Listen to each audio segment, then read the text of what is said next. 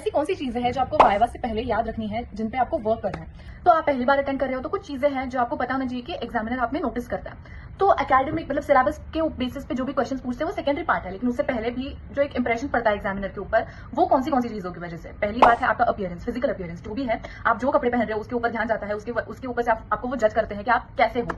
तो गर्ल्स के लिए I will recommend you to wear kurtis, और आपकी एक्सेसरीज वगैरह जो भी आप पहन रहे हो बहुत छोटा छोटा होना चाहिए, बहुत ज्यादा कुछ बड़ा नहीं होना चाहिए, लॉन्ग इयरिंग्स एंड ऑल ऐसा नहीं चलता है। बाल खुले रख के मत जाओ, बाल बांध के जाओ, टाई पोनी टेल एटलीस्ट। उसके बाद आता है आपके एप्रन पे। एप्रन आपका हमेशा क्लीन होना चाहिए, व्हाइट कलर का एकदम प्रॉपरली वॉश्ड और आयरन होना चाहिए। सिमिलरली विद बॉयज ऑल्सो, आपको फॉर्मल शर्ट्स, टी शर्ट्स या पैंट्स जो भी है आप अच्छे से पहनो, फॉर्मल होना चाहिए। लोग आपका क्लीन शेव किया हुआ होना चाहिए और बाल छोटे होने चाहिए, बहुत ज्यादा बड़े नहीं चलते।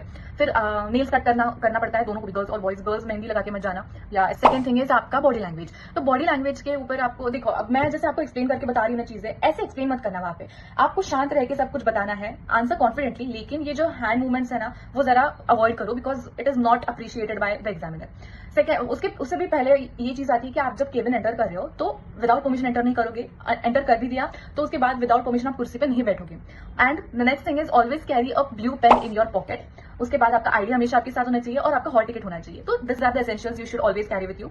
उसके बाद आते हैं प्रैक्टिकल्स पे। प्रैक्टिकल्स जब आप प्रिपेयर कर रहे हो, फॉर एग्जाम्पल क्रिया का प्रैक्टिकल है, तो थ्योरी पार्ट जो आप लिख रहे हो उसको तो मार्क्स है ही, लेकिन आपको वो प्रोसीजर करते हुए वो लोग ऑब्जर्व करेंगे और आपको आपकी मिस्टेक्स वहां पे वो नोट करते हैं कि भाई इसने स्वॉप जो है वो ठीक से यूज नहीं किया या ट्रिक अच्छे से नहीं लिया, या जो भी है आपका प्रैक्टिकल वो सब नोटिस करते हैं और आपको सवाल भी प्रैक्टिकल के बेसिस पे पूछेंगे, वो आपने कर ही लिया होगा थ्योरी में। फिर आता है कॉन्फिडेंस पे। Confidence is a very important thing, मतलब आपको जो भी सवाल पूछा है उसका कॉन्फिडेंटली आंसर करना है, लेकिन जो पूछा है, जितना पूछा है उतना ही आंसर करो। जब आपको एक सवाल पूछा है तो उसका आंसर अगर आपको बहुत अच्छे से आता है तो आप बहुत अच्छे से एक्सप्लेन करते हो, लेकिन उससे रिलेटेड और भी चीजें एक्सप्लेन करना शुरू कर दोगे तो वहां पे आपके मार्क्स कट हो जाएंगे। और अगर कोई आंसर आपको नहीं आता है तो कुछ तो बोलना है, इसलिए आप कुछ भी बोल दोगे ना वहां पे, तो वहां पे भी आपके मार्क्स कटते हैं, क्योंकि फिर वो लीडिंग क्वेश्चंस पूछते हैं कि ऐसा क्यों, ऐसा क्यों, ऐसा क्यों।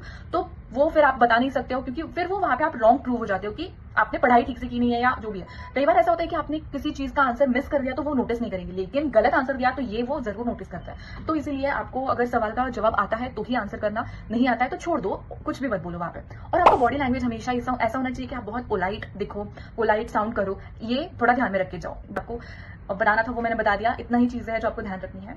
So all the best.